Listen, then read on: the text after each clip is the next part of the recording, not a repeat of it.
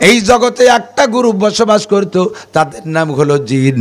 যখন তারা সীমা লঙ্ঘন করেছে, আল্লাহ পাক ফেরেশতাদেরকে নামায় দিয়েছে, এই জাতিকে ধ্বংস করে দাও, এই জাতিকে মাইরে পিটে শেষ করে দাও। ফেরেশতারা মার শুরু করলো, লক্ষ লক্ষ কোটি কোটি অসংখ্য জিনকে মেরে সাফ করে ফেলাইছে। ছোট্ট একটা জিন ওইটা একটা পাহাড়ের আড়ালে ছোট্ট গুহার মধ্যে পালাইছে। ওই জিনটা বড় বিনয়ের সাথে কান্নাকাটি শুরু করছে। ফেরেশতারা ওইটাকে আল্লাহর কাছে নিয়ে গেছে। আল্লাহ পাক রব্বুল আলামিন বললেন, কি ব্যাপার, এডেরে মারো নাই কেন? কয় আল্লাহ, এটা ছোট পোলাপান, ও বড় কান্নাকাটি করতেছো, মরতে রাজি না। আল্লাহ পাক বললেন, ঠিক আছে, ওইটারে রাইখে দাও। নাম তার ইবলিস। সব মারিয়া সাফ করিয়া একেবারে গুড়া ছাউ রেখে দিয়েছে। শীস আলাইহিস সালামের পরে আসছে হযরত মাহলাইল আলাইহিস সালাতু ওয়াস সালাম। উনার উম্মত যারা আছে, সন্তান যারা আছে, সকলে উনাকে নবী বলে মানতেন, হাদিয়া তোফা দিতেন, উনার হুকুম মেনে ইবাদত বন্দেগী করতেন। যারা তারা নবীর আওলাদ হওয়ার কারণে উম্মতের থেকে অনেক হাদিয়া তোফা পাইতেন। হঠাৎ মাহলাইল আলাইহিস সালাতু ওয়াস সালামের ইন্তেকাল। নবী যখন মারা গেছে, ছেলেদেরকে উম্মতরা হাদিয়া দেবে কি দেবে না, এ নিয়ে তো একটা সন্দেহ আছে। শয়তান ইবলিস যাইয়া মাহলাইল আলাইহিস সালামের ছেলেদেরকে বলতেছে, বাবা এদিক শোন, তোর বাপ মারা গেছে, মাটি তো দিতে হবে, নইলে পয়সা উপরে গন্ধ হবে। বাপরে মাটি দিয়ে রাতের বেলা কোনো এলান করিস না, মাইকিং করিস না, কেউরে জানাইস না। জীবনে কোনোদিন একটা হিন্দু দোস্তরে বাড়ি এনে একখান গরুর গোস্ত খাওয়াতে পারলে না। বরঞ্চ কুরবানির আগে হিন্দু বন্ধু তোমারে গতবার দাওয়াত খাইছে, তুমি সেই সময় বলে রাখছো, দোস্ত তোর বাড়ি আইসে আমি এই যে শুয়োরের গোস্ত খাইয়ে গেলাম, তোর কিন্তু আগামীবার কুরবানির সময় গরুর গোস্তের দাওয়াত। এখন সে যেহেতু তোমার শুয়োরের গোস্ত খাওয়াইছে, তাহলে এইবার তোমার বাড়ির গরুর গোস্তের দাওয়াত তো তার নেওয়াই লাগে। দাওয়াত ওই সময় নিয়ে রাখছে। আরে ঠাকুর সারা বছর ধরে প্ল্যান করছে যে এই গরুর গোস্তের রাতের থেকে কিভাবে বাঁচা যায়। জাস্ট কুরবানির 15 দিন আগে কলেজ ছুটি হয়ে গেছে, ও যাইয়ে কইতে, দাদা দোস্ত সর্বনাশ করছে, কত তোকে বাড়ি এবার এত নিয়ত করছি, আমার জন্য বাবা ভিসা করে নিয়ে আসছে, আমার বড় দিকে বিয়ে দেয়া ইন্ডিয়া, বড় দিকে একটু দেখতে যেতেই হবে। তোমারে ফকু দিয়ে থুইয়া ভিসা করে বড় দিনে দেখতে চলে গেছে। আদাবানি রব্বি ফাআহসানা তাদিবি আও কামা ক্বালা আলাইহিস সালাতু ওয়াস সালাম। সদাকাল্লাহু মাওলানাল আযীম ওয়া সাদাকা রাসূলুহুন নাবিয়্যুল কারীম। সুবহানাকা লা ইলমা লানা ইল্লা মা 'আল্লামতানা ইন্নাকা আনতাল আলীমুল হাকীম। জাযাল্লাহু আন্না মুহাম্মাদাম মা হুয়া আহলুহু সুবহানাল্লাহি ওয়া বিহামদিহি সুবহানাল্লাহিল আযীম। রব্বি ইশরাহ লি সাদরি ওয়া ইয়াসসির লি আমরি ওয়াহলুল উকদাতাম মিন লিসানি ইয়াফকাহু কওলি। রব্বি জিদনি ইলমা। আল্লাহুম্মা আরিনাল হাক্কা হাক্কান ওয়ারযুকনা ইত্তিবা'আহ ওয়া আরিনাল বাতিলা বাতিলাও ওয়ারযুকনা ইজতিনাবাহ। সকলে বলি আমিন। একটু দুরূদ শরীফ পড়ি, আল্লাহর রহমত বেড়ে যাবে। আল্লাহুম্মা সাল্লি আলা মুহাম্মাদিন ওয়া আলা আলি মুহাম্মাদ কামা সাল্লাইতা আলা ইব্রাহিম ওয়া আলা আলি ইব্রাহিম ইন্নাকা হামিদুম মাজিদ। আল্লাহুম্মা বারিক আলা মুহাম্মাদিন ওয়া আলা আলি মুহাম্মাদ কামা বারাকতা আলা ইব্রাহিম ওয়া আলা আলি ইব্রাহিম ইন্নাকা হামিদুম মাজিদ।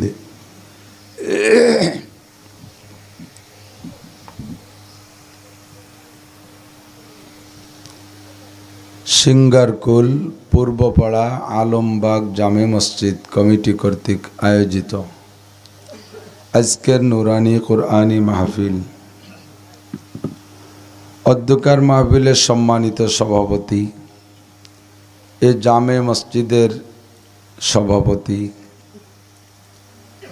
দাওয়াতি উলামায়ে কেরাম, বিশেষ করে খাস করে হযরতুল আল্লামা হযরত মাওলানা মুফতি মকসুদুল হক সাহেব হাফিজাহুল্লাহ, মুহাদ্দিস গওহরডাঙ্গা মাদ্রাসা, মসজিদের ইমাম ও মুয়াজ্জিন সাহেব, মুসল্লিয়ান একরাম, প্রাণপ্রিয় দেশবাসী, পর্দার আড়ালে বসে থাকা মা ও বোনেরা, বর্ষা বাদলের দিন, নিচু এলাকা, আল্লাহ পাক দয়া করে মেহেরবানি করে আমাদেরকে আজকের মাহফিল উপলক্ষে একটু সুযোগ দিয়েছেন, বৃষ্টি দেন নাই। এই ওয়াজাপাড়া গাঁও যাতায়াতের অত্যন্ত খারাপ ব্যবস্থা। এমন জায়গায় আল্লাহ তাআলা আমাদের এই মাহফিলের ইন্তজাম করে আসার বসার তৌফিক দিয়েছেন, শুকর আদায় করি আলহামদুলিল্লাহ। আমি ভাবতে পারি নাই যে টুঙ্গিপাড়ার ভিতরে এরকম রাস্তা আছে। হ্যাঁ, টুঙ্গিপাড়া না, গোপালগঞ্জ সদর, আরো বাম্পার ফলন। তো যাই হোক, গোপালগঞ্জ, টুঙ্গিপাড়া, কোটালীপাড়া, কাশিয়ারি, মুকশেদপুর, 5টা থানা মিলে গোপালগঞ্জ। আমাদের বর্তমান প্রেক্ষাপটে এই 5 থানার রাস্তাঘাট নিচু থেকে নিচু, বাগান আগান যাই থাকুক, এই সময় যদি করে উঠতে না পারি আর কবে পাবো আল্লাহই ভালো জানে। আল্লাহ যেন এই রাস্তাগুলো ভালো করে দেয়, আমিন কইলেন না? আপনারাও তো খারাপের পক্ষে যা বোঝা যাচ্ছে। রাস্তাগুলো ভালো হয়ে যাক, একটুখান আমিন। এবার আসছি, সামনেবারও যদি এইরকম থাকে তাহলে দাওয়াত তো রাখাই বিপদ। গাড়ির তলা 3-4 বার ইটির সাথে ধাক্কা খাইছে। তো আল্লাহ তাআলা আমাদেরকে এত বেকায়দা জায়গাও নিয়ে আসছেন, আল্লাহই ডেকে নিয়ে আসছেন, বলি আলহামদুলিল্লাহ। মাওলানা মকসুদুল হক সাহেব, সে আমাকে অনেক বড় করে জানে, আর আমি তাকে তার চেয়ে বড় করে জানি। আমার ছাত্রদের সাথী, কথা ঠিক আছে, কিন্তু সে গওহরডাঙ্গার মুহাদ্দিস। সেও গওহরডাঙ্গা পড়েছে, আমিও গওহরডাঙ্গা পড়েছি। আমাকে গওহরডাঙ্গা একটু পায়খানা সাফ করতেও রাখলো না, আর তাকে মুহাদ্দিস বানায় রাখছে। ছাত্রদের সাথী হলেও আমাকে আরও 20 বছর পড়াইতে পারে, এত কাবেল ও যোগ্য আলেম।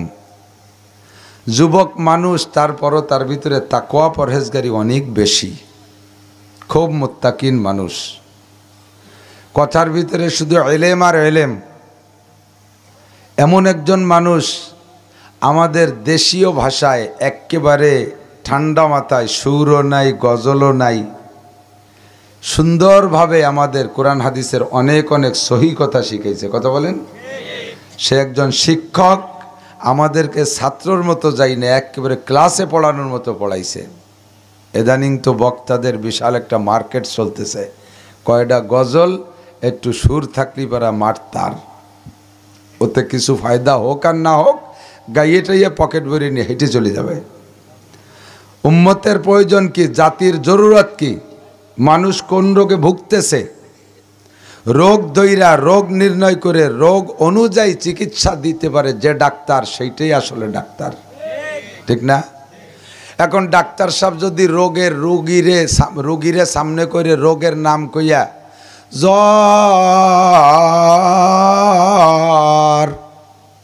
জ্বরের নাম কত এতখানি টাইনি সুর দিয়ে জ্বর কলো, তাতে কি জ্বর সারি যায়? প্যারাসিটামল, এ কি এত সুর দিয়ে কওয়া লাগে নাকি? প্রেসক্রিপশনে লিখে দেবে প্যারাসিটামল নাপা, সকাল বিকেল দুপুর খাওয়া, হয়ে গেল চিকিৎসা, ওতে সুর লাগে না। তো তেমনি আমাদেরকে রোগ বুঝা, মারাত্মক রোগ যে কয় জায়গা, সেই কয় জায়গায় চিকিৎসা দিয়েছে। কথা কন না কেন?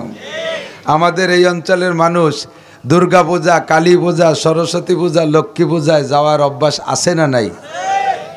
মোশরেক হইয়া বাড়ি আসতেছেন, সেখান থেকে ফিরেছে। চাচা যান মাহফিলেরও সভাপতি, আবার যাইয়ে দেখা গেল হিন্দুদের ওখানেও সভাপতি। এখানে সভাপতি, ওখানে সভাপতি। হিন্দুকে গলায় সভাপতি লাগায় না, ওখানে যে সভাপতি আর মাহফিলে এসে সভাপতি। अल्लाह खुश रहे शैतान भी राजी रहे रहमान भी। শয়তানও খুশি থাক, আল্লাহও রাজি থাক। এই দ্বিমুখী মুসলমান মুসলমান না। নামাজ, রোজা, হজ, যাকাত, টুপি, দাড়ি, তবলিগ, সরমুনাই, মসজিদ, মাদ্রাসা, ঈদগাহ, গোরস্থান, ফরজ, ওয়াজিব, সুন্নাত, মুস্তাহাব, ঢিলা, কুলুক, মেসক, দস্তরখান, পাগড়ি, জামা, জুব্বা, ইবাদতটাই কয়টা? জিকির, ফিকির, আওয়াবিন, চাষ, ইশরাক, তাহাজ্জুদ, মসজিদ, মাদ্রাসা, দান, খয়রাত, সদকা, ফিতরা, মান্নত, হজ, যাকাত, এই যে মোটা মোটা ইবাদত কইলাম, এ কয়টা করলে আমরা বেহেশতে চলে যেতে পারবো? বলেন আলহামদুলিল্লাহ। এই সবগুলো করার পরেও লক্ষ লক্ষ মুসলমান বিনা হিসাবে জাহান্নামে চলে যাবে, এক সেকেন্ডও জান্নাত পাবে না। এর কারণই হলো শিরিক, যে কথা মাওলানা এতক্ষণ পর্যন্ত বুঝাইছে। ওয়ালা তুশরিক বিল্লাহ ইন্না শিরকা লাযুলমুন আযীম। আল্লাহ বলেছেন যা কিছু করিস আর না করিস, শিরিক করিস না, ওইটা আমার উপরে সবচাইতে বড় জুলুম, সবচেয়ে বড় জুলুম। এক ভদ্রলোক আছে, তো এর সমাজে এরকম ভদ্রলোক আছে, কথায় কথায় বউরে চুল ধরে মারে, এরকম কিছু আল্লাহওয়ালা লোক আছে না? ডালি লবণ বেশি বা কমে গেলে গরম ডাল ভোর মাথায় ডালিয়ে দেয়, সুবহানাল্লাহ। কথা কর না, এই জাতীয় আওয়াজ আছে না দুই চারটা? তো বউরে পানেতে চুন খসলি মারে, ডালি নুন বেশ কম হলি মারে, তেল জাল বেশ কম হলি মারে, লুঙ্গিটার সময় মতো ধুয়ে না দিলি মারে, কথায় কথায় মারে। বউটা হাজারো মায়ের দৌড় খাইয়া তারপরও মাটি কামড়ায় ধরে থাকে। গরিবীর মাইয়া চলে গেলি কি হবে কবালে? আর এই মাঠে বা লালটু বল্টু, জুয়েল টুয়েল, টুলু লুলু, ডাবলু ফবলু কত ডুন হয়েছে, ইয়া থুইয়ে যাবো কোন জায়গা? সব নির্যাতন সয়ে নিতে পারে, কিন্তু একটা জিনিস সইতে পারে না, সেটা হলো ওই স্বামীর সাথে আর একটা মহিলা এসে যদি ভাগ নেয়, সতীন হয়ে যায়, সে সময় সহ্য করতে পারে না। কতক্ষণ না কেন? সতীনীর শিরকাত, সতীনীর ভাগ সহ্য করতে পারে না। বউটা অনেক উল্টো পাল্টা করে, অনেক সময় আপনারে দাড়ি ধরে থাপ্পড়ও মারে, আপনার বউ আপনারে মারে। আলহামদুলিল্লাহ, এরম মায়ের পিঠ খাওয়া স্বামীর খবর আমি বহুত জানি। বউতি আপনারে মারে, অকথ্য ভাষায় গালাগালি করে, আপনি একটা থাপ্পড় দিলি, ভাই 7টা ভাই আছে, ওই বোর 7টা ভাইকে জুটে পুটে আইনা আপনারে রাস্তার পর ফেলাইয়া বিছাইয়া পিটাইছে, ভাইরাও পিটাইছে, বউতিও পিটাইছে। এত নির্যাতন করে, সব কিছু আপনি মেনে নেছেন, কারণ ভাইটা বউটা এমনই বউ, দেখতেও বড় সুন্দর, সুন্দরীও ভালো, আবার বংশীয়, যদিও বোর কাছে আর বোর ভাইকে কাছে মাইর খাই, কিন্তু তাগড়া তাগড়া 7টা শালা থাকার কারণে আসাইলে বসাইলে কেউ আমার দিক তাকায় কথা করতে পারে না। এই একটা পজিটিভ আছে। হাজারো নির্যাতনের পরে কিছু কিছু পজিটিভ দেখা বউটার হাজার নির্যাতন মেনে নেয়, কিন্তু ওই বউটা যদি রাতের বেলা মাঝে মাঝে আপনারে কয়, মাঝে মাঝে আপনারে কয়, তুমি একটু এই ঘরে থাকো, ওই ঘরে আমার দোস্ত হয়েছে, তার সাথে একটা রাত কাটাই, ওই ঘরে আমার একটা বয়ফ্রেন্ড আছে, ইংরেজিতে ইদানিং হয়েছে বয়ফ্রেন্ড, আমার একটা বয়ফ্রেন্ড আছে, যুবক বন্ধু আছে, সে আসছে ওই ঘরে, তুমি আজকে একা থাকো, আমি কোনো অসুবিধা হবে না, আমার কিছু নিয়ে যেতে পারবে না, যেমন গেছি ওরকমই চলে আসবো আগামীকাল, আমি একটু বয়ফ্রেন্ডের সাথে নাইট করে আসি। আপনি মেনে নিতে পারবেন কি? সব কিছু মানছেন, কিন্তু এই শিরিক মেনে নিতে পারবেন না, যে আমার বোর ভিতরে আর একজনের শিরিক করতে আসলো কে? আল্লাহ কয় নামাজ পড়িস না, রোজা রাখিস না, হজ করিস না, যাকাত দিস না, মাওলানা মাকসুদ সাহেব যেভাবে বলেছেন সুন্দর, সব কিছু আমি মেনে নিতে পারি, কিন্তু শিরিক হলো আমার সাথে কেউরে ভাগ বসানো। ইন্নাশ শিরকা লাযুলমুন আযীম, তুই যত নির্যাতন করেছিস ওগুলোতে আমারে কোনো ক্ষতি করতে পারে না, কিন্তু শিরিক যদি করিস তখন আমি সহ্য করতে পারি না। বিভিন্ন প্রকার শিরিক আমাদের বুঝাইছে, আমি রিপ্লাই করতেছি এর জন্য যাতে তার কথাটা আপনার ভিতরে ভালো করে গেড়ে যায়, এই জন্য রিপ্লাই করলাম। আল্লাহ তাআলা আমাদেরকে শিরিক মুক্ত ঈমান নসিব করুক, বলেন আমিন। আল্লাহ, তার বয়ানের পরে আর কিচ্ছু বাকি নাই বলার মতো। আমি লক্ষ্য করছি বেশ খানিক আগে আসছি, সব শুনছি, শিরিক আর কবর আর বেদাতকে সামনে নিয়া সব বয়ানের মাথা আল্লাহর রহমতে কয়ে ফেলাইছে। আমি ওর আন্ডারলাইনে দুইটা কথা বলবো, তার আগে এক নম্বরে বলতে চাচ্ছি, এই দুনিয়া আল্লাহ তাআলা বানাইছেন কয় বছর? যুবকরা তোমরা বিজ্ঞান পড়ো যারা, তোমরা সাক্ষী দাও। দুনিয়া বানাইছে, দুনিয়ার বয়স কতদিন কইতে পারো? পৃথিবীর বয়স বিজ্ঞানীদের গবেষণা মতে 450 কোটি বছর। কতদিন? 450 কোটি বছর। এটা বিজ্ঞানীদের গবেষণা, সত্য হতে পারে, মিথ্যা হতে পারে, তবে তাদের অনেক কিছু দেখি, তারা যা কয় আমরা সে জায়গা যাই নেই, আইসে আইসে কয় একটা বিশ্বাস করি। তো অনেক কিছুই তাদের আবিষ্কারগুলো আমরা মেনে নেই। মোবাইল তাদের আবিষ্কার, এর দ্বারা তারা যা যা বলছে সত্যি সব কিছু পাচ্ছি, ছবি দেখতে পাচ্ছি, কথা বলতে পারতেছি, ভিডিও কলে কথা কই, অডিও কলে কথা কই, চিঠি লিখতে এখন পিয়ন লাগে না, চিঠি লিখে পোস্ট অফিস ছাড়া লাগে না, মোবাইলের মধ্যে চিঠি লিখে ছেড়ে দিই, এক পাশে লিখে আর এক পাশে ভর্তি তালে তাই, ঠিক না? সব বিজ্ঞানীদের আবিষ্কার, কাজেই তাদের এই কথাগুলোকে আমরা মেনে নিতে পারি। 450 কোটি বছর আগে পৃথিবী, তবে তার আগে কি ছিল, তার আগে কি ছিল তারা কইতে পারে না। তার আগে কি ছিল তা বলনেওয়ালা একমাত্র কে? আর আল্লাহ যদি কেউ শিখায় দেয় সে বলতে পারে, ঠিক না? আল্লাহ পাক রব্বুল আলামিন কেমন ও কিভাবে বানাইছেন ওইটা আমার অত ফিকিরের দরকার নাই। বর্তমানে আছি আমি দুনিয়ায়, আমার বাড়ি একটা ঘর আছে, এলাকায় হাজার হাজার ঘর আছে, এটার চাইতে ওটা ভালো, ওটার চাইতে ওটা ভালো, সব চাইতে ভালো প্রধানমন্ত্রীরটা, তার চাইতে ভালো ইন্ডিয়ান প্রধানমন্ত্রীরটা, তার চেয়ে ভালো পাকিস্তানের প্রধানমন্ত্রীরটা, তার চেয়ে ভালো কাতার, দুবাই, ওমানের প্রধানমন্ত্রীদেরটা, তার চাইতে ভালো আমেরিকার প্রধানমন্ত্রীরটা। সারা দুনিয়ায় যত ভালো ঘর আছে সমস্ত ভালো ঘরকে একত্রিত কইরা যদি এক পাল্লায় রাখা হয় আর আর এক পাল্লায় যদি কাবা ঘর রাখা হয়, তাহলে কোন পাল্লা ভারী হবে? কাবা ঘরের পাল্লা ভারী হবে, ঠিক কি ঠিক না? আল্লাহু আকবার। দুনিয়ায় যত ঘর আছে সব ঘর মানুষের নির্মিত, মানুষে বানাইছে সব ঘর। আমারটা আমি বানাই, আপনারটা আপনি বানান, রাজমিস্ত্রি দিয়ে বানান, কাঠমিস্ত্রি দিয়ে বানান। আমার আল্লাহ পাক বলেন, ইন্না আউওয়ালা বাইতুম উদিয়া লিন্নাসি লাল্লাযী বিবাক্কাতা মুবারাকাও ওয়া হুদাল লিল আলামিন। দুনিয়াকে সৃষ্টি করার পরে ঘরবাড়ি বানানোর আগে বিনা ঘরবাড়িতে এই জগতে একটা গ্রুপ বসবাস করত, তাদের নাম হলো জিন। তারা ইয়াকুলু ওয়া ইয়াশরাবু, জিনরা খায় ও পান করে, ইয়ালিদু ওয়া ইউলাদু, জন্ম নেয় জন্ম দেয়, তারা ইয়ামুতু, তারা এনাম ওয়া ইস্তাইকিজু, ঘুমও যায় সজাগও হয়, ইয়াবুলু ওয়া ইয়াগুতু, পেশাব করে পায়খানা করে, জিসমুন নারিউন, আগুনের একটা বডি। আল্লাহ পাক তাদের প্রজনন খুব বেশি দিয়েছিলেন, প্রজনন পদ্ধতি তাদের ছিল ভিন্ন কায়দায়, তারা বহুত সন্তান জন্ম দিয়েছে, তাদের হায়াত বড় লম্বা, অনেক লম্বা লম্বা হায়াত তারা পায়। এই লম্বা হায়াত নিয়ে 450 কোটি বছরের বেশিরভাগ টাইম তারা দুনিয়া পরিচালনা করেছে। এই পরিচালনা করতে করতে যখন তারা সীমা লঙ্ঘন করেছে, আল্লাহ পাক ফেরেশতাদেরকে নামায় দিয়েছে, এই জাতিকে ধ্বংস করে দাও, এই জাতিকে মারিয়ে পিটে শেষ করে দাও, এদেরকে ধরো, মারো আর পিটাও। ফেরেশতারা মার শুরু করলো, লক্ষ লক্ষ কোটি কোটি অসংখ্য জিনকে মেরে সাফ করে ফেলাইছে।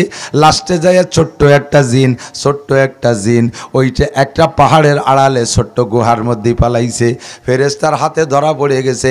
ওই জিনটা বড় বিনয়ের সাথে কান্নাকাটি শুরু করছে, ভাই ফেরেশতা তুমি আমারে মারিও না, আমাকে একটু আল্লাহর কাছে নিয়ে যাও, তুমি তো আমারে সালবানা অর্ডার হয়েছে আল্লাহর, তোমার তো মারার অনুমতি, মারার অর্ডার তুমি পালন করবা, আমি একটু আল্লাহর কাছে যাই, একটু বিনয়ের সাথে অনুমতি চাই, আমি একটু হায়াত চাই, আল্লাহর কাছে দরখাস্ত করি।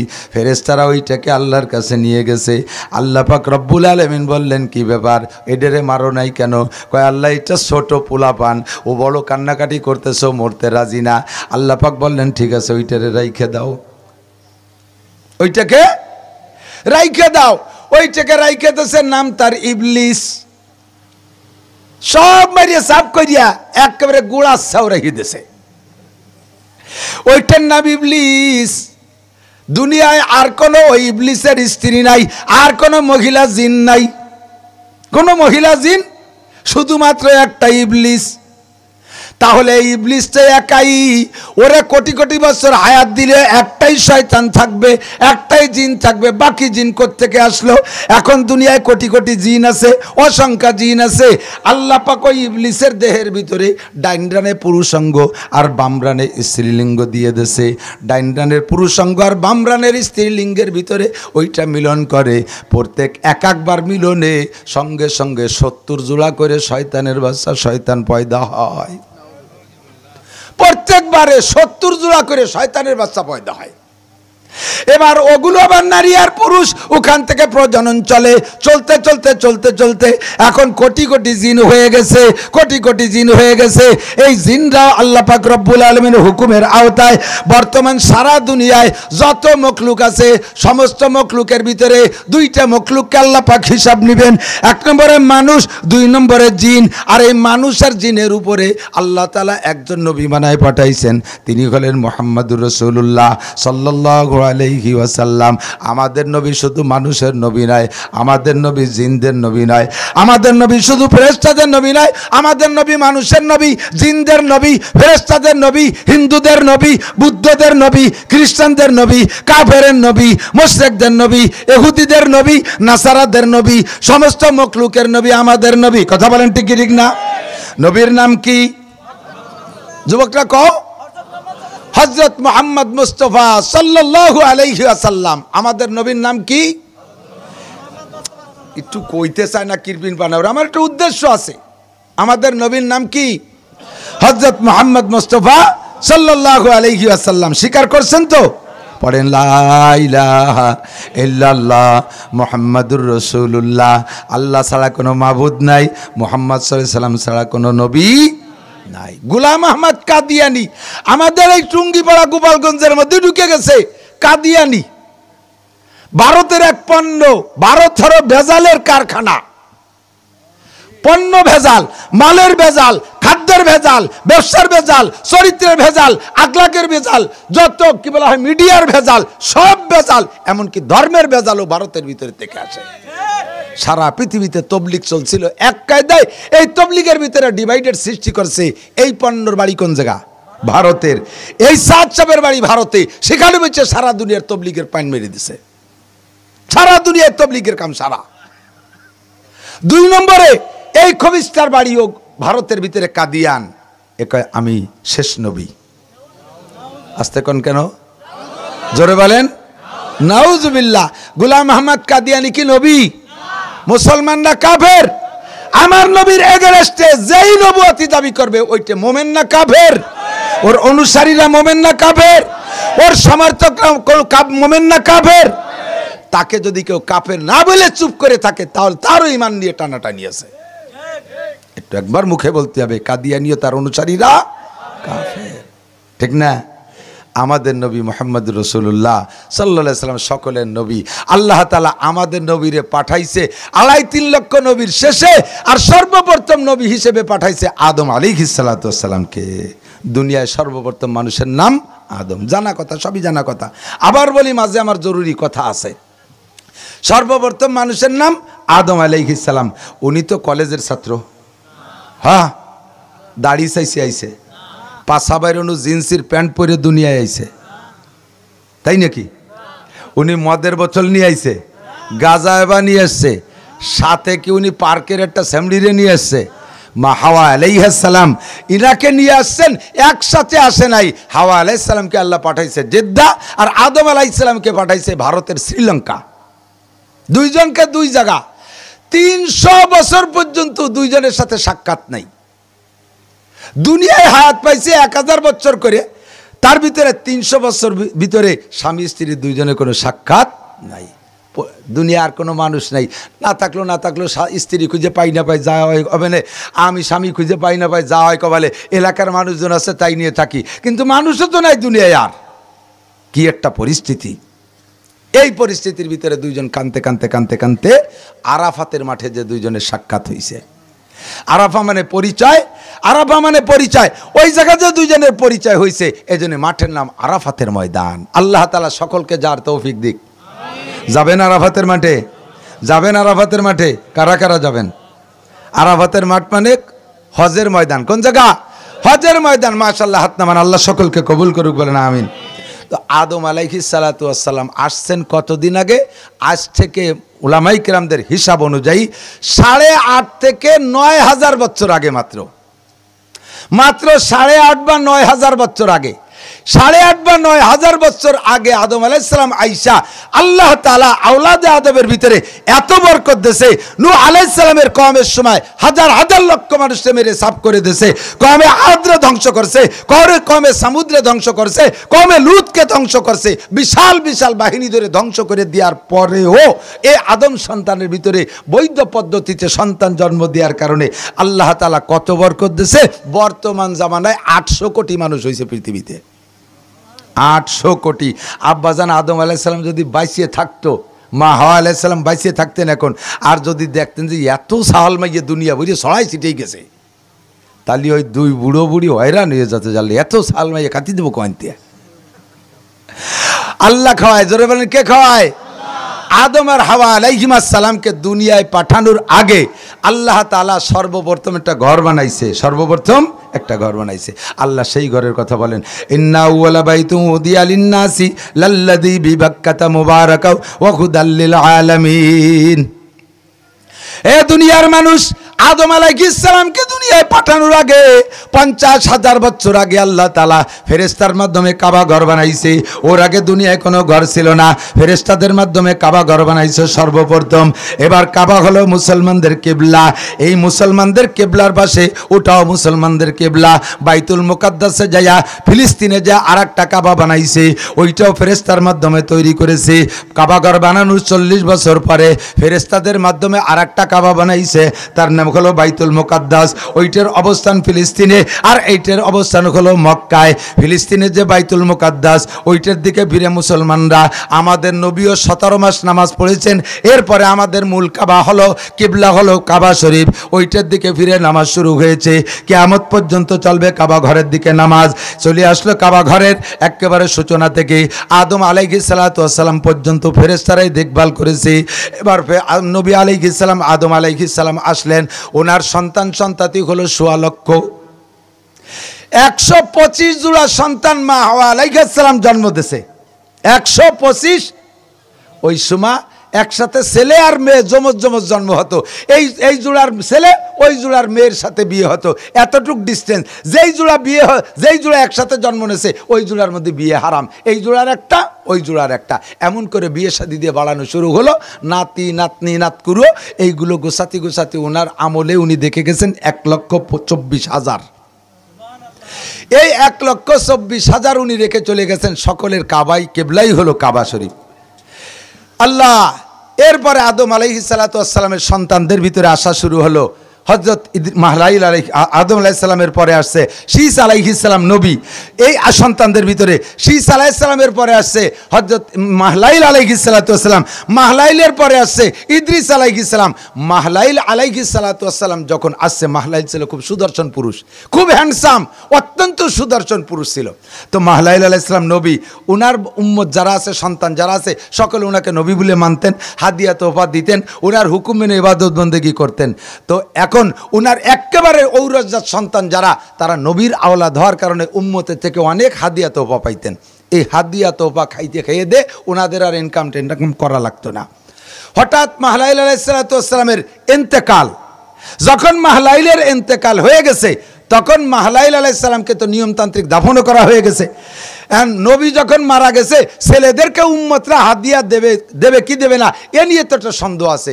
শয়তান ইবলিস যাইয়া মাহলাইল আলাইহিস সালামের ছেলেদেরকে বলতেছে, বাবা এদিক শোন, তোর বাপ মারা গেছে, মাটি তো দিতে হবে, নইলে পয়সা উপরে গন্ধ হবে। বাপরে মাটি দিয়ে রাতের বেলা কোনো এলান করিস না, মাইকিং করিস না, কেউরে জানাইস না, গোপনে মাটি দিয়ে তো কোনো কেউরে জানাজানি করিস না। আর তোর বাপের স্থানে একটা হুবহু বাপের মতো একটা পাথর দিয়ে একটা মূর্তি তৈরি কর। এই জায়গা তোর বাপ যে জায়গা বসে এই জায়গা বসায় রাখবি, বাপের জামা কাপড় টুপি পাগড়ি দিয়ে বসায় রাখবি। মুরিদ মুত্তাকিনরা আসবে, আইসে দেখবে যে হুজুর বসা আছে। যদি মুসাফা করতে যায় তোরা বলবি যে না আব্বা ধ্যানে আছে, মুসাফা করা যাবে না। তোর বাপরে এইভাবে দেখা হাদিয়া তওবা দিয়ে চলে যাবে। তাহলে কিছুদিন বাপের এই ছবি আর মূর্তি দিয়ে খাতি পারবি। শুরু হয়ে গেল মূর্তি পূজার পদ্ধতি আবিষ্কার।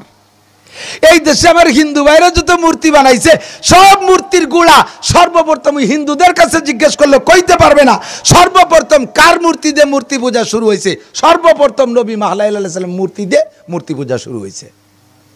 এখন এই মাহলাইল আলাইহিস সালামের মূর্তি ওরা বানাইছে ভাইরা, ছেলেরা বানায় টানাইয়ে বাপের জামা টুপি পাগড়ি পরাইয়া বাপের চেয়ারে সুন্দর করে।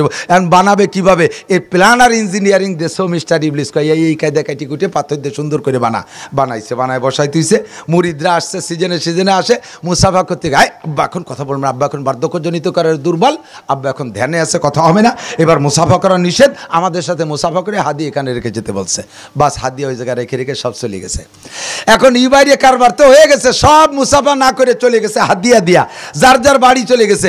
মিস্টার ইবলিস এদিকে মাহলাইলের মূর্তি বানাইয়া, ছেলে গেদে মূর্তি বানাইয়া এবার বাড়ি বাড়ি প্রত্যেকের বাড়ি যে যে কানে কানে কইতেছে, এই তোমরা যে এবার মাহলাইলির সাথে সাক্ষাতে গেছো, মুসাফা করছো, হুজুর কি মুসাফা করছে? কয় না হুজুর এবার ধ্যানে আছে।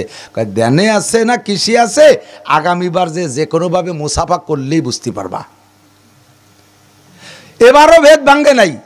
সত্যি আগামীবার সবার বাড়ি বাড়ি যে উনি দাওয়াত দিয়ে আসছে, আগামী বছর যাইয়া সিজনে যাইয়া পীর সাহেবের কাছে নবীর সাথে মুসাফা করার জন্য হুজুম লাগাইছে। ছেলেরা এবারও কয় যে না আব্বা ধ্যানে আছে, মুসাফা করা যাবে না। কয় যে ওই সমস্ত কুয়োরা বাদ দাও, মুসাফা করবই হুজুরের সাথে সালাম কালাম। কাছে গেছে মুসাফা করতে যেয়ে দেয় যে মাহলাইল না, মূর্তি পাথরের বানানো মূর্তি। এখন সব স্লোগান শুরু করছে ছেলেদের বিপক্ষে। এত বড় ধোঁকা দিয়ে 2 বছর তোমরা হাদিয়া খাইছো, দেখাই ছাড়ি দেবো, এটা করবো ওটা করবো সেটা করবো, সব চিল্লেপাল্লা করে বাড়ি চলে গেছে। শয়তানে যে এবার প্রত্যেকের বাড়ি বাড়ি তবলিগ করতেছে, এই মানুষ তো কুল্লু নাফসিন যায়কাতুল মাউত, সমস্ত মানুষ মরবেই মরবে, মাহলাইলও মরবে। তো উনি তো মরেই গেছে, কথা সত্য, কিন্তু তার একটা আকৃতি বানায় রাখছে সামনে, তোদের সামনে একটা মূর্তি বানাইছে। এটা দোষের কি হয়েছে? ওনাকে দেখলে ওনার কথা স্মরণ হবে, এটা আরও ভালো কাজ করছে, তোরা যাবি হুজুরির কাছে জাতি থাকবি। বাস উম্মতের কাছে বুঝাই দিয়েছে শয়তান দাওয়াত দিয়ে। মানুষ সবাই এবার ওই মূর্তি মাহলাইলের কাছে যাওয়া শুরু করে দিয়েছে। 5-7 বছর এমন করে মাহলাইলের মূর্তিকে সামনে করিয়া এই উপাসনা করার পরে এবার বাড়ি বাড়ি যে বুঝছে একই মাহলাইল ওই জায়গা, তো অত দূর যাইয়া পুজো না করে তোরা বাড়ির কাছে একটা মাহলাইল বানাইয়া ছোট্ট একটা ঘরের মধ্যে বসাই, তো এই জায়গা বসে বসে ইবাদত করতে পারবি। শয়তানের এই তবলিগ কাজে লেগে গেছে। প্রত্যেকে মাহলাইল বানাইয়া বাড়ি ছোট্ট ছোট মূর্তি বানাই বানাই পূজা শুরু করে দিয়েছে। আল্লাহু আকবার। এখান থেকে শুরু হয়ে গেল মূর্তি পূজা। ও দোস্ত, এর আগ পর্যন্ত ছিল পিওর মোমেন্ট।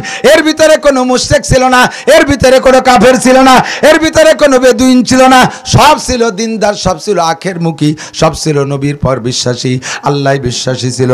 এখান থেকে শয়তানের কার্যক্রম শুরু হয়ে গেল। 2.5 থেকে 3 লক্ষ নবী রাসূলের কাল চলে গেল। এর ভিতরে হাজার হাজার মূর্তি বানায় বানায় পূজা পাঠ চলতে থাকলো। আল্লাহু আকবার। চলে আসলো কাবাঘর। হযরত নূহ আলাইহিস সালাতু ওয়াস সালাম পর্যন্ত।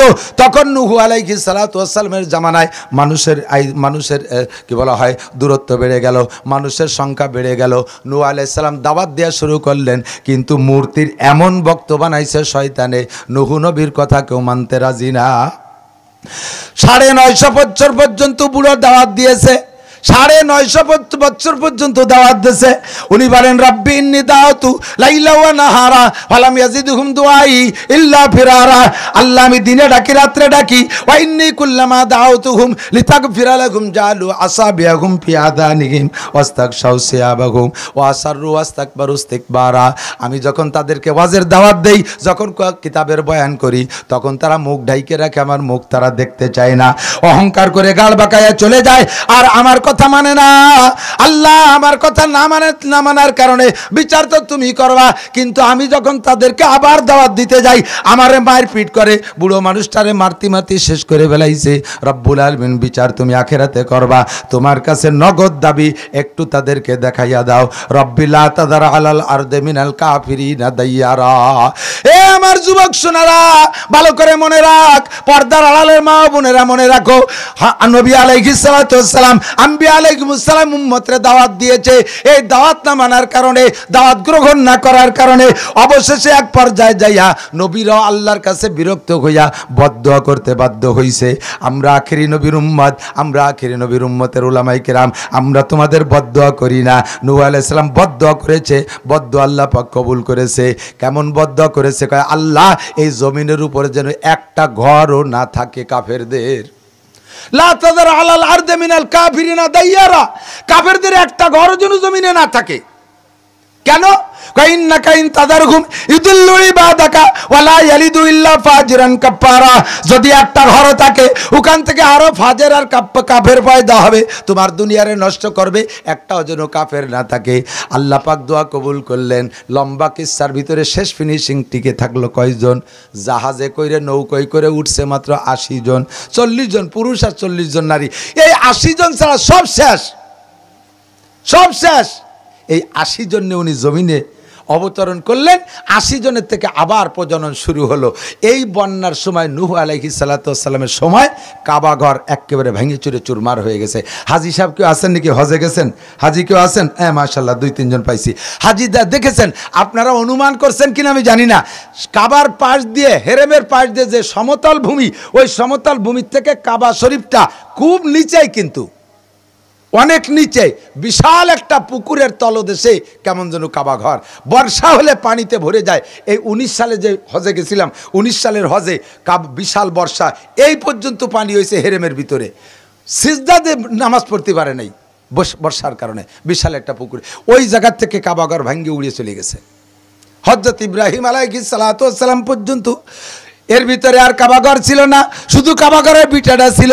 ইব্রাহিম আলাইহিস সালাতু ওয়াস সালামের সময় আইসা আল্লাহ পাক ইব্রাহিম নবীকে বললেন, ও ইব্রাহিম, মুসলমানদের কাবা লাগবে, মুসলমানদের ইবাদত একমুখী হইতে কাবা লাগবে, তুমি এই কাবাঘর তৈরি করো। ইব্রাহিম আলাইহিস সালাতু ওয়াস সালাম ইসমাইল আলাইহিস সালামকে নিয়ে কাবাঘর নির্মাণের আসবাবপত্র জোগাড় করলেন। পাথর ইট বালি গুছাইয়া এক জায়গা করে এবার কাবাঘর তৈরি করা শুরু করলেন। হাজি সাহেবরা, জনগণ, আপনারা জান নাই, দেখবেন আল্লাহর রহমতে, আল্লাহর কুদরত। কাবাঘর বানানো শুরু করলেন, পাথর গাইতে গাইতে যতদূর হাতে নাগাল পাওয়া যায়। জিবরিল আলাইহিস সালামকে বললেন, ভাই জিবরাইল, কাবাঘর কি এতটুকু হবে নাকি আরো উঁচু করতে হবে? কেন আরো উঁচু হবে? তা আমার কাছে তো বাঁশ নাই, বারাবান্দার কিছু নাই, উপরে গাঁথব কি করিয়া? ইসমাইল আলাইহিস সালাম একটা পাথর এনে দিয়েছে, আব্বা এই পাথরের উপরে দাঁড়াইয়া আপনি উপরে পাথর গাঁথেন। ওই পাথরের উপরে দাঁড়াইছে, এরপরে পাথর, এই পাথরটা তো ছোট্ট পাথর, যারা গেছেন মাকামে ইব্রাহিমের ভিতরে ছোট্ট একটা পাথর, ওইটার উপরে দাঁড়াইলে আর একটা পাথর গাঁথা গেছে, কিন্তু আরো উঁচু হতে হবে। আল্লাহর কুদরতি কায়দায় ওই পাথরটা লিফট হয়ে গেছে। যতটুক কাবাঘর উঁচু করা দরকার, যেই পাথরটা যেখানে গাঁথা দরকার, ওই পাথরটাই, পাততলের পাথরটা সেই জায়গায় উঁচু করে ইব্রাহিম আলাইহিস সালামরে পৌঁছাই দেয়। জোরে কন্যা সুবহানাল্লাহ। আর পাথর যত নরম হোক, একজন মানুষের পায়ের চাপ ভারে কি পাথরের উপরে পার দাগ পড়তে পারে নাকি? কিন্তু ইব্রাহিম আলাইহিস সালাম যেই পাথরের উপরে দাঁড়াইয়া এই কাবাঘর গাঁথছেন, ওই পাথরের উপরে ওনার 2টা পায়ের দাগ এখনো পর্যন্ত আছে। আর ওই পাথরটা আস্তে আস্তে, আল্লাহু আকবার, এখনো পর্যন্ত আছে। কাবা ঘরের পাশে মাকামে ইব্রাহিম বলা হয় ওই জায়গাটারে, যে জায়গায় ওই পাথরটা রাখছে, সুন্দর একটা কাচের বাক্সের ভিতরে রাখছে। কাবা শরীফকে 7টা তওয়াফ করার পরে ওই মাকামে ইব্রাহিমের কাছে যাইয়া 2 রাকাত নামাজ পড়া, 2 রাকাত নামাজ পড়তে হয়, এটা আল্লাহ পাকের হুকুম। ওই 2 রাকাত নামাজ ওখানে পড়া লাগে। আল্লাহু আকবার। চলে আসছে কাবাঘর। ইব্রাহিম আলাইহিস সালাতু ওয়াস সালাম কাবাঘর নির্মাণের জন্য যেই মাল ম্যাটেরিয়াল জোগাড় করেছিলেন, ওই মালের ভিতরে সব কাজ শেষ করার পরে 1 মুঠ বালি রয়ে গেছে। 1 মুঠ বালি। এটা মসজিদের জন্য ওয়াকফ করছে, এই মসজিদ করব, মসজিদের জন্য ওয়াকফ করছে, যা তার থেকে মাত্র 1 মুঠ বালি রয়ে গেছে। এখন ইব্রাহিম আলাইহিস সালাম কয়, আল্লাহ, আমি তো মসজিদের জন্য এটা ওয়াকফ করছি, ধার্য করছি, এই বালি মুঠ কি করব? মসজিদের ভিতরে রেখে দেব? আল্লাহ কয় না, এইটি হলো হেড অফিস, সারা দুনিয়ায় ব্রাঞ্চ অফিস হতে হবে। মসজিদ হলো মুসলমানদের ইবাদতখানা, হাজার হাজার মসজিদ হবে। এই মসজিদের থেকে যে মুঠ বালি বাইসে রয়েছে এইটি হলো মসজিদের বেসন, মসজিদের বেসন বীজ, এটা বুনই দাও। আল্লাহ কতটুক বুনবার কদ্দূর যাবে?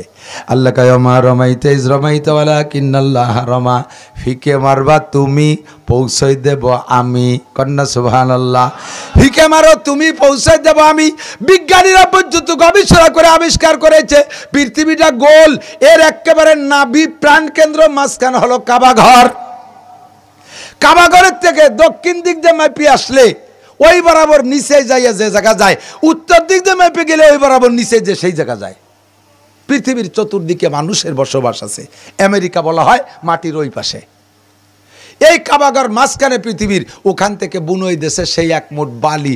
এক মুঠ বালিতে কট্টুক বালি হতে পারে 2 মণ 5 মণ, এক মুঠতে এক মুঠি, ওর মধ্যে কয়টা দানা হবে? এই দানাকে জাররা জাররা অনু পরমাণু বানাইয়া সারা পৃথিবীর গায়ে আল্লাহ তাআলা পৌঁছাই দিয়েছে। কত দূর পৌঁছাইছে? কিয়ামতের আগের দিন পর্যন্ত যদি কোনো জায়গায় একটা মসজিদ নির্মাণ হয়, বোঝা যাবে ইব্রাহিম আলাইহিস সালামের ওই হাতের বালির একটা কণা ওখানে পড়ছে, সেই জায়গা থেকে সেই কণা জ্বালায় ওখানে একটা মসজিদ তৈরি হয়ে গেছে। এই মসজিদ দিয়েছে কয় বছর? 2 বছর, 5 বছর, 6 বছর, 10 বছর আগে তো না। 10 বছর আগে এই জায়গা মসজিদ হবে এলাকার কেউ ভাবছেন? কল্পনাই করা যায় না। আমি গিয়েছি এই মনিরামপুরে, যশোর মনিরামপুর আছে, একটানা 96 গ্রাম হিন্দু, 96টা গ্রাম হিন্দু, তার নামই 96। ওই জায়গায় এমন এমন বুড়ো বুড়ো হিন্দু প্রবীণ মুরব্বী বুড়িরা আছে, তারা জীবনেও কোনোদিন মুসলমান দেখে নাই। আমি যে খবর শুনলাম, এক বুড়ি বলে কয় এই একটা নাড়িয়ে দড়িয়ে নিয়ে আসতে দিদি, নাড়িয়ে কিরম দেখবো? মুসলমানকে নাড়িয়ে কয় তো খেবায়, আমরা যেমন উনাকে চালাল কই, উনরা আমাকে খেবাইয়ে নাড়িয়ে কয়। তো ওই বুড়ি শুনছে যে নাড়িয়া একটা জাতি, উনিকে একটা নাড়িয়ে দড়িয়ে নিয়ে আসতে দিদি দেখবো কেমন। উনি মনে হচ্ছেন নাড়িয়ে মানুষ ছাড়া আর কিছু, নাড়িয়ে মনে হয় মানুষ ছাড়া অন্য কোনো প্রাণী। পরে যারে কইছে সে যুবক, তার একটা বন্ধু মুসলমানরে নিয়ে গেছে, মা এই যেটা নাড়িয়ে আনছি, কদি তো ওর মতো, ওদি মানুষ, মনে হচ্ছে নাড়িয়ে মানুষ ছাড়া আর কিছু। ওই 96 গ্রামের ভিতরে আমি গেছি মাহফিল করতে, হিন্দুকে আড্ডায়, প্রায় 16-18 বছর আগে হবে। একটা গ্রামের সব হিন্দু হিজরত করে ইন্ডিয়া চলে গেছে। ওই জায়গাগুলো মুসলমানরা কিনে নিয়ে এইরকম আপনাদের মতো 20-25টা ঘর সেখানে বসবাস শুরু করছে। একটা মসজিদ জাস্ট এইরকম একটা ছোটো মোটো মসজিদ, অবশ্য মাটির উপরে বাড়াইছে, এটা তো পাঠাতনের উপরে। ওই মসজিদের চত্বরে মাহফিল, আমি আশ্চর্য হয়ে গেলাম। ওরাই বলতেছে হুজুর আজ থেকে 5 বছর আগেও ভাবতে পারি নাই যে এই 96 গ্রামের এরিয়ার ভিতরে এখানে মসজিদ হবে আর এখানে আজান হবে, আল্লাহু আকবারের আওয়াজ এই এলাকার হিন্দুদের কানেও যাবে, এটা আমরা ভাবতে পারি নাই। আল্লাহ তাআলার মঞ্জুর। ইব্রাহিম আলাইহিস সালামের হাতের বালিও জায়গা পড়ছে, এতদিন পর্যন্ত গজাই নাই। পানি সার ওষুধ তো লাগবে, বীজ গজাতে লাগবে না কিছু। এইবার আইসাই 20 ঘর মুসলমান এসে যখন পানি আর সার ওষুধ দিয়েছে, সেই বালির দ্বারাটা জ্বালাই গেছে, মসজিদ হয়ে গেছে। আপনাদের এই বিলির ভিতরে অজাপাড়া গাঁও, রাস্তা নাই, ঘাট নাই, কোনো যাতায়াত ব্যবস্থা ভালো নাই। 15-16-20 ঘর মানুষ চলে আসেন, আইসা এখানে একটা নামাজের ব্যবস্থা তৈরি করেছেন, এর নাম হলো মসজিদ। আমি আপনি যত বাধা দেই না কেন, আমি আপনি যত ছোট বলে হিংসা করি না কেন, এর মধ্যে ইব্রাহিম আলাইহিস সালামের হাতের বালু আছে। কথা বলেন ঠিক কি ঠিক না? ইব্রাহিম আলাইহিস সালাম এমনই নবী, মিল্লাত আবিকুম ইব্রাহিম ওয়া সাম্মাকুমুল মুসলিমিন। মুসলমান জাতির পিতার নাম কি? কথা কয় না কা? আরে আমরা গোপালগঞ্জের মানুষ, তাই বলে কি ইব্রাহিম আলাইহিস সালামের জাতির পিতা কব না? বাঙালি জাতির পিতা আমরা আর একজনকে কইতে পারি। পাকিস্তান জাতির পিতা পাকিস্তানির কায়দে আজম জিন্না, কিন্তু বাঙালি জাতির পিতারে পাকিস্তানের জাতির পিতা মানে না, পাকিস্তানের জাতির পিতারে আমরা বাঙালিরা জাতির পিতা মানি না। কিন্তু আমেরিকার মুসলমানদের জাতির পিতা ইব্রাহিম, জাপানের মুসলমানদের জাতির পিতার নাম কি? ইব্রাহিম আলাইহিস সালাম, ঠিক না? বাপ যেমন তার হাতের বরকত তেমন ওনার মুঠের ভিতরে এত বরকত। এক মুঠ বালিতে সারা দুনিয়ার মসজিদ কত হয়েছে, কত সংখ্যা, এত সংখ্যা আরও মসজিদ হবে দুনিয়ায় কিয়ামতের আগে, এত সংখ্যা বালু ওনার হাতের ভিতর থেকে বের হয়েছে। কন্যা সুবহানাল্লাহ। ইব্রাহিম আলাইহিস সালাতু ওয়াস সালামের হাতের বরকত একটু কইতে মনে চাইতেছে, কষ্ট হচ্ছে আপনাদের? ইব্রাহিম আলাইহিস সালামের ছেলে ইসমাইল জবিহুল্লাহ আলাইহিস সালাম উনি এসে একদিন একেবারে বাপের কোলের মধ্যে বসে বলতেছে, এই জবাই টবাইয়ের কার্যক্রম শেষ হয়ে যাওয়ার পরে বলতেছে, আব্বা কত নবী দুনিয়ায় আসলো, আপনার আগে আসলো, আরো পরে আসবে, পরবর্তীরা কি উপাধি পাবে জানি না, আগে যারা আসছে কেউ কে আল্লাহ তাআলা খলিল বলে নাই। কি বলে নাই? ইব্রাহিম খলিলুল্লাহ। যুবকরা কয় ইব্রাহিম, ইব্রাহিম খলিলুল্লাহ। বন্ধু শব্দ আমরা বাংলায় বলি, দোস্ত বলি, তাই না? এই দোস্ত আর বন্ধু বুঝানোর জন্য আরবিতে কয়েকটা শব্দ, একটা হলো সাদিক, একটা হাবিব, একটা খলিল। সাদিক মানেও দোস্ত, হাবিব মানেও দোস্ত, খলিল মানেও দোস্ত। তো আল্লাহ তাআলা আপনার বেলায় হাবিব শব্দ ব্যবহার করেন নাই, সাদিক শব্দ ব্যবহার করেন নাই, খলিল শব্দ কেন ব্যবহার করলেন? খলিল মানে একেবারে ক্লোজ ফ্রেন্ড, নিকটতম বন্ধু। দোস্ত শব্দ বোঝানোর জন্য খলিলের উপরে আর একটা শব্দ আছে, সেই শব্দটা হলো হাবিব। সেটা কি? ইব্রাহিম খলিলুল্লাহ, মুহাম্মদুর রাসূলুল্লাহ হাবিবুল্লাহ। মুহাম্মদুর রাসূলুল্লাহ হাবিবুল্লাহ। আমাদের নবী হলেন হাবিবুল্লাহ, অন্য কোন নবী হাবিবুল্লাহ নয়। আর ইব্রাহিম খলিলুল্লাহ, আর আমার নবী খলিলুল্লাহ আবার হাবিবুল্লাহ। তা আপনাকে আল্লাহ খলিল কইলেন কেন? ইসমাইল আলাইহিস সালামের প্রশ্নের জবাবে ইব্রাহিম আলাইহিস সালাম বলতেছে, বাবা আমি তিনটে গুণে আল্লাহর খলিল হইছি। কয় গুণ? 3 গুণে আল্লাহর খলিল হইছি। 1 নম্বর গুণ হলো জীবনেও কোনোদিন আমি মেহমান ছাড়া খানা খাই না। মেহমান ছাড়া আমি খানা খাই না। মেহমান আল্লাহর বরকত, মেহমান বাড়ি আসলে বরকত আসে। আমি খানা পাক হইলে বাসায়, খানা পাক হইলে মেহমান অপেক্ষা করতাম, দেখি মেহমান পাই নাকি। যদি মানুষ মেহমান পাইতাম তাকে নিয়ে আমি খানা খাইতাম। আর যদি কখনো মানুষ মেহমান না পাইতাম, কমপক্ষে বিড়াল কুকুর পাইলো তাকে একটা প্লেটে করে কিছু দিয়া এরপরে আসমান থেকে খানার বরকত নিয়ে আমি খানা খাই। এই একটা গুণ আমার মেহমানদারির যোগ্যতার কারণে আল্লাহ তাআলা আমাকে খলিল বলে ডেকেছেন।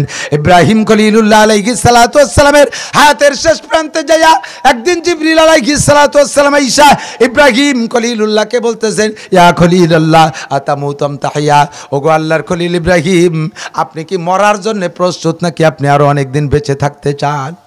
এই দোস্ত, সব নবী রাসূলদের কাছে আল্লাহ তাআলা মরণের আগে ফেরেশতার মাধ্যমে জিজ্ঞেস করছে, তুমি কি আরো দিন বেঁচে থাকতে চাও নাকি তুমি মরার জন্য প্রস্তুত? কিন্তু তোমারে আমারে কি জিজ্ঞেস করবে? ও লালটু, তোর কি মদ খাওয়ার কাজ শেষ না আরো কয় বোতল বাহির হয়েছে? আগেই মারবো না পরে খাইয়ে দিয়ে মরবি? এই ফাঁকা ডাঙ্গায় বাড়ি বানাইছিস, গাঁজা বাখাতি বাড়ি জুত, পুলিশ এ জায়গায় আসতে পারে না। কথা কন না কে? আকাম করতে বাড়ি কায়দা, ফাঁকা জায়গা গেলি আকাম করা যায়। যত প্রকারের আকাম এই ফাঁকা জায়গা বাড়ি করতে সুবিধা। তাহলে তোমারে কোনোদিন জিজ্ঞেস করবে না তুমি কি প্রস্তুত আছো মরার জন্য নাকি আরো কিছুদিন বেঁচে থাকতে চাও?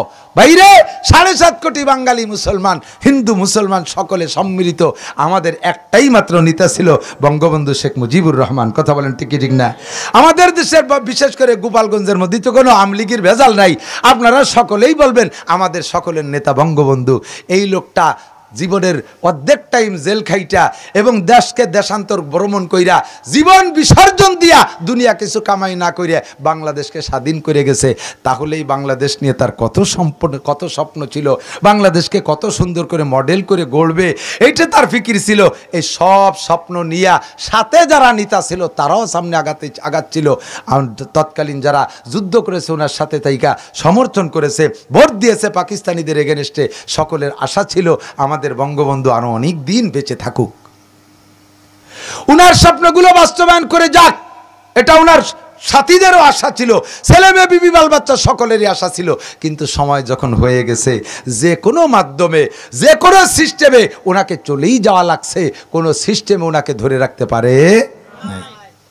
ঠিক কি ঠিক না? ও যুবক, সময় হয়ে গেলে তোমারও চলে যেতে হবে। আইনামা তাকুনু ইউদরিকুমুল মাউতু ওয়ালাউ কুনতুম ফি বুরুজিম মুশাইয়াদা।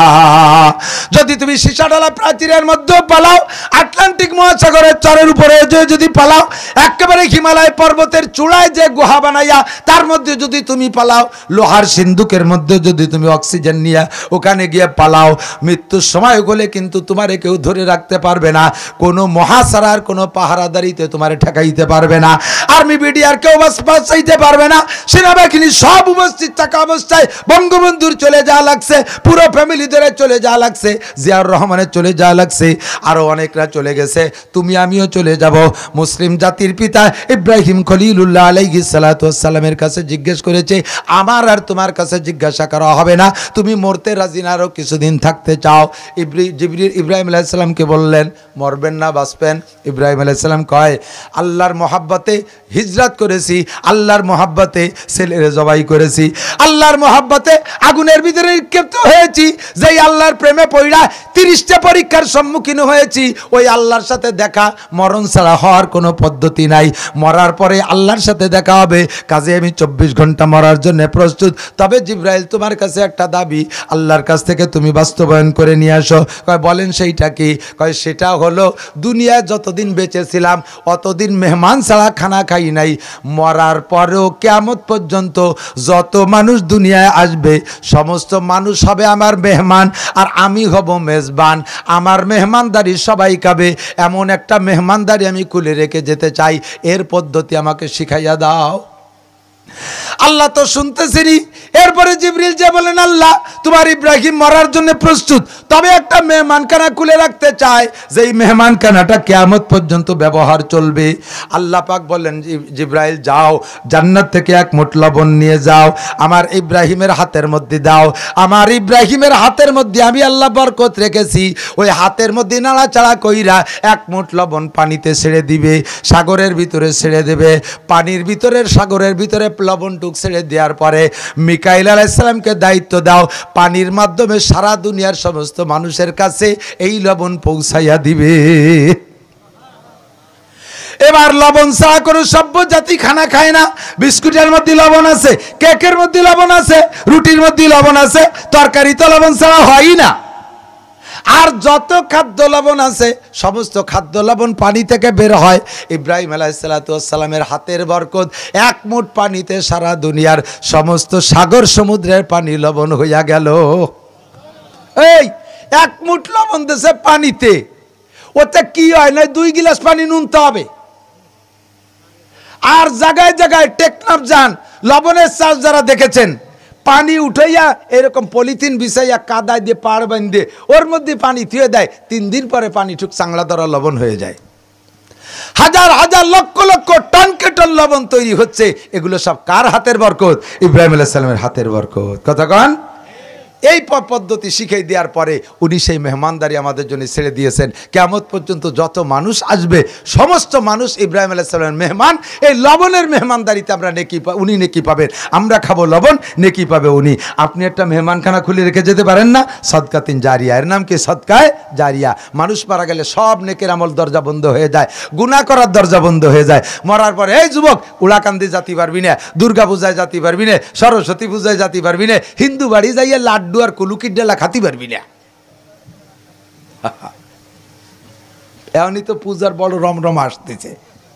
মৌলানা কইছে না, জীবনে কোনোদিন একটা হিন্দু দোস্তরে বাড়ি এনে একখান গরুর গোশত খাওয়াতে পারলে না, বরঞ্চ কুরবানির আগে হিন্দু বন্ধু তোমারে গতবার দাওয়াত খাইছে, তুমি সেই সময় বলে রাখছো, দোস্ত তোর বাড়ি আইসে আমি এই যে শুয়োরের গোশত খাইয়ে গেলাম, তোর কিন্তু আগামীবার কুরবানির সময় গরুর গোশতের দাওয়াত। এখন সে যেহেতু তোমার শুয়োরের গোশত খাওয়াইছে, শুয়োরের বাচ্চা শুয়োর খাওয়াই দিছে, তাহলে এইবার তোমার বাড়ির গরুর গোশতের দাওয়াত তো তার নেওয়াই লাগে। দাওয়াত ওই সময় নিয়ে রাখছে। আরে ঠাকুর সারা বছর পরে প্ল্যান করছে যে এই গরুর গোশতের রাতের থেকে কিভাবে বাঁচা যায়। জাস্ট কুরবানির 15 দিন আগে কলেজ ছুটি হয়ে গেছে, ও যাইয়ে কইতে যা, দাদা দোস্ত সর্বনাশ করছে, কত তোকে বাড়ি এবার এত নিয়ত করছি যে বড় হাড়িতি করে অনেক গরুর গোশ রান্না করলে কত মজা হয়, তোরা খাস, এবার খাবো তোদের সাথে, রুজিতি না থাকলে হয় না। আমার জন্য বাবা ভিসা করে নিয়ে আসছে, আমার বড় দিকে বিয়ে দেয়া ইন্ডিয়া, বড় দিকে একটু দেখতে যেতেই হবে। তোমারে ফকু দিয়ে থুইয়া ভিসা করে বড় দিনে দেখতে চলে গেছে। কয় তাহলে তুই কুরবানির পরে 3-4 দিনের মধ্যে চলে আসিস। দাদা আমার হতে পারে মাসখানিক দেরি হতে পারে। তার কি মানে তুমি জানো? তোমার বাড়ির দ্বারে গরুর গোশের গন্ধ থাকতে আমি আর আসবো না। তোর বাড়ি গরুর গোশের গন্ধ থাকতে সেই ইন্ডিয়াতে আসে না, আর তুই সেই বাড়ি যে শুয়ারের গোস্ত খাস, আর সেই বাড়ি যে লাড্ডু আর কুলুকির ডেলা খাস। মুসলমান জাতির পিতা, তোমাদের জাতির পিতা ইব্রাহিম খলিলুল্লাহ, তোমার কি একটু লজ্জা করে না, একটু ঘৃণা করে না? তুমি কি খাইতেছো? আবার খাইয়ে এসে খুব গর্ব করে। কুরবানির সময় গেলাম জামাল ভাইকে বাড়ি, বাবি এমন কিরপিনির কিরপিন, এ বাদ দিল তো একটু 2 পিস গোস্ত একটু শুরুও দিল না, খালি একটু আলু দেশে আর একটু শুরুও দেশে ঝোল দেশে, 1 পিস গোস্ত দেনি। আর হিন্দু বৌদিরা এত বড় কলিজাওয়ালা, ওরে খান খাওয়াইছে, সে যে কি গোস্ত, ওই রকম তেলালা গোস্ত কোনোদিন খাই নেই। সে তেলালা গোস্ত কিসির গোস্ত জানো? ওই জল খাসি না, শুয়োরের বাচ্চা, শুয়োর। এরপরে তোমার লাড্ডু খাওয়াইছে। ও মুসলমান, ইব্রাহিম খলিলুল্লাহ আলাইহিস সালাতু ওয়াস সালামের সন্তান আমরা তোমরা, কথা বলেন ঠিক কি ঠিক না?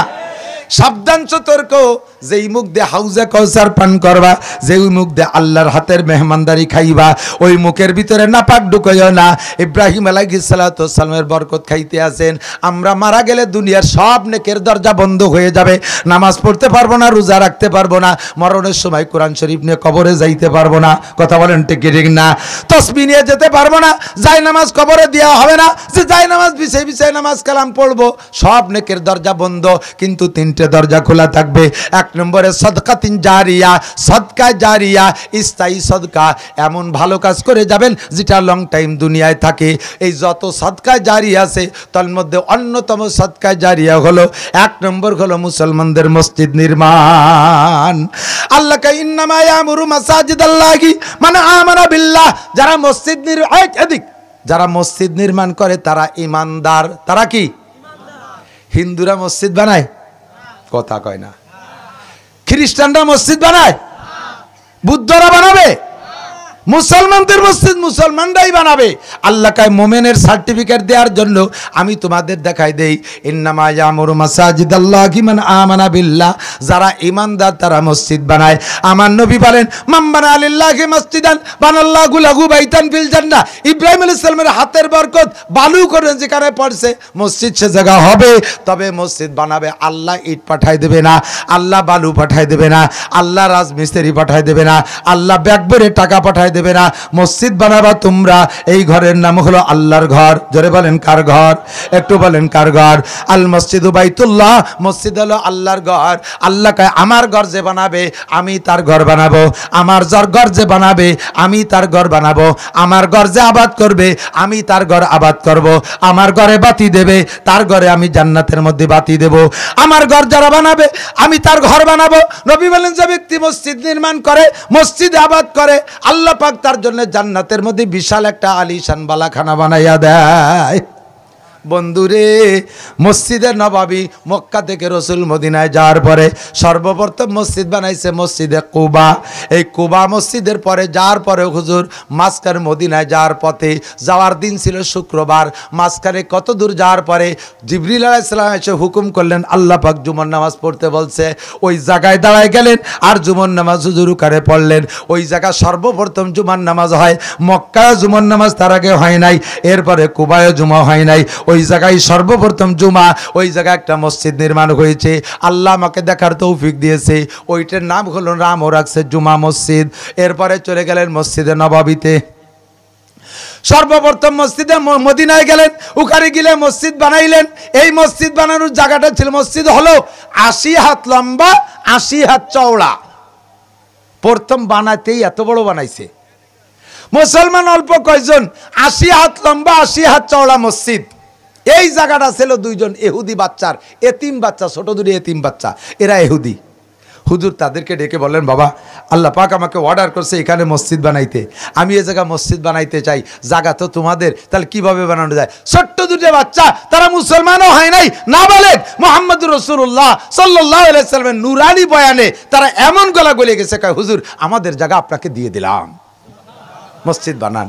হুজুর কয় এতিমের মাল নেওয়া জায়েজ নাই, এতিমের মাল নেওয়া তোমাদের আব্বা মা আছে? কয় নাই। দাদা দাদি আছে? নাই। আমরাই ছোট 2 ভাইয়ের মালিক। কয় তোমরা এতিম ছোট নাবালেগ, বিনা পয়সায় তোমাদের মাল নেওয়া যাবে না, তোমরা যদি রাজি হয়ে কিছু পয়সা নাও তাহলে আমি কিনে নিতে পারি। তো ছোট দুটো বাচ্চা বললেন জি হুজুর, তাহলে আপনার মর্জি, যেভাবে বৈধ হয় জায়গা কিনতে সেইভাবে কেনেন, যা দেবেন আমরা খুশি। কিছু পয়সা সকলে ধরে পরামর্শ করে ধার্য করলেন, ওই পয়সার বিনিময়ে ওই জায়গা কিনে মসজিদ নির্মাণ হলো। এখন যারা হজে গেছেন তারা বলেন, আমি মক্কায় মদিনায় হজে গিয়েছি, আমেরিকান হাজিরা আসছে।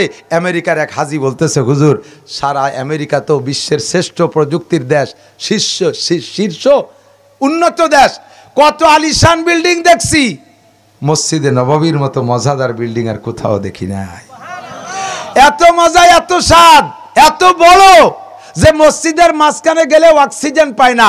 ওখানে গম্বুজ আছে, সরিয়ে যায়, অটো গম্বুজ, কম্পিউটার দিয়ে সেট করা, এই বিরাট গম্বুজ গুড়গুড় করে সরিয়ে যায়, অক্সিজেন কালেকশন করে।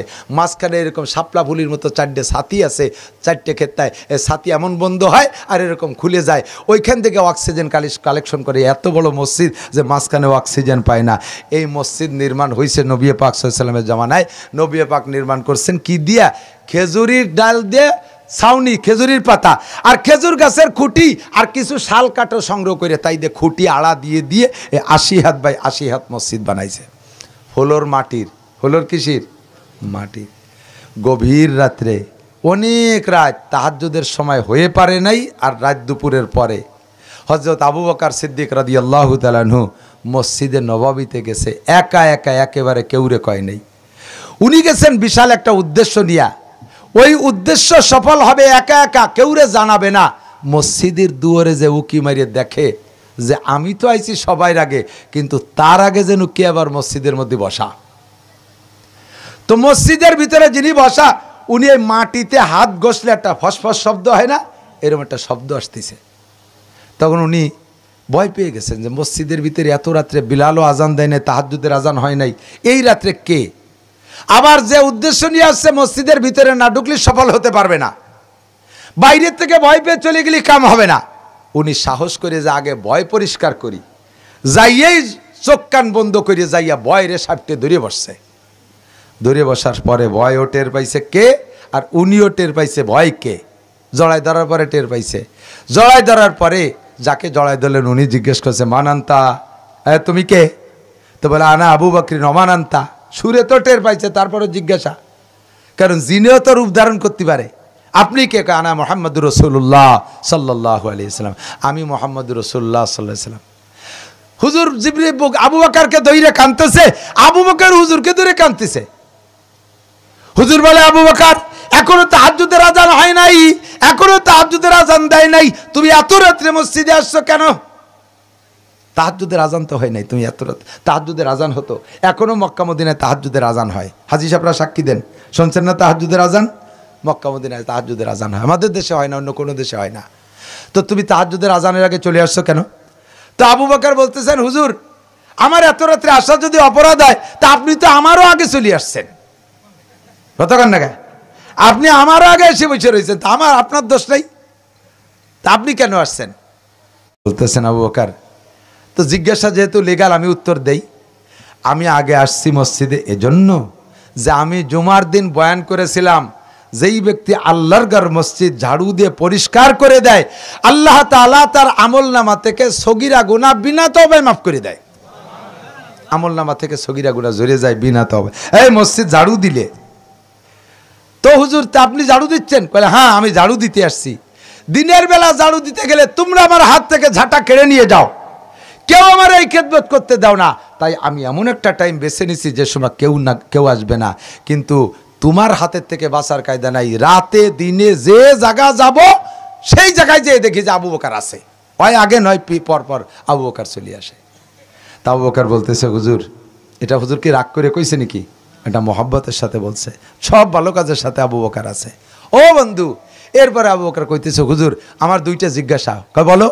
কয় এক নম্বর জিজ্ঞাসা হলো, মসজিদ ঝাড়ু দিলে আমল নামা থেকে সগীরা গুনাহ জুড়ে পড়ে যায়, আপনার আমল নামায় তো কোনো সগীরা আর কবিরা গুনাহ নাই। আমার নবীর আমল নামায় গুনাহ আছে? জোরে বলেন আছে।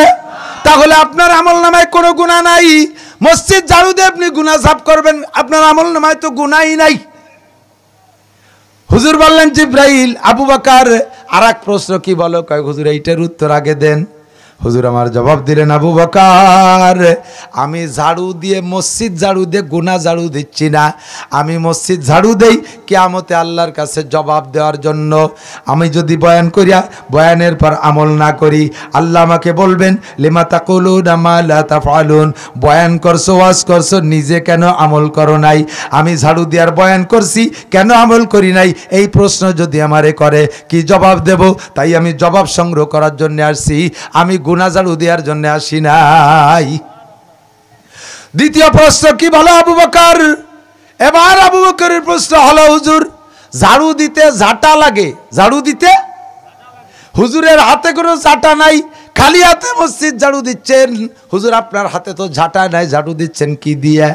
হুজুর কয় আবু বকর আল্লাহর ঘর মসজিদের এত দাম এত সম্মান, এই মসজিদের সাথে যার অন্তর লটকানো থাকবে, মসজিদের সাথে যার মহব্বত আর ভালোবাসা থাকবে, এই মসজিদে তারে কিয়ামতের ময়দানে গোসাই গাছাই নিয়ে কাবা ঘরের কাছে পৌঁছাই দিবে, আর কাবা ঘর তারে বাইতুল মামুরের কাছে পৌঁছাই দিবে।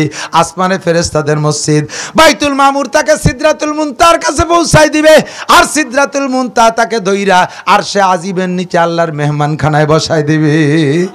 আল্লাহর ঘর মসজিদের এত ক্ষমতা পাওয়ার আল্লাহ দিয়েছে, এই সম্মানী ঘরকে জাটাই দিয়ে পিটাইয়া ঝাড়ু দেব, এইটি আমার বিবেকে বাধা দেয়, আমার একটু লজ্জা লাগে, কষ্ট লাগে।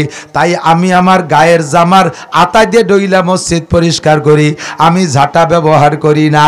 এ বন্ধুরে আমার, আমার যুবক সোনালক্ষ্মী, আমার বাপ ও ভাইয়েরা, আমার চেয়ারম্যান মেম্বার ভাইরা, আমার এমপি মন্ত্রী ভাইয়েরা, ভালো করে লক্ষ্য করে শুনুন, আল্লাহর নবীকে না বানাইলে আল্লাহ জমিন আসমান বানাইতেন না।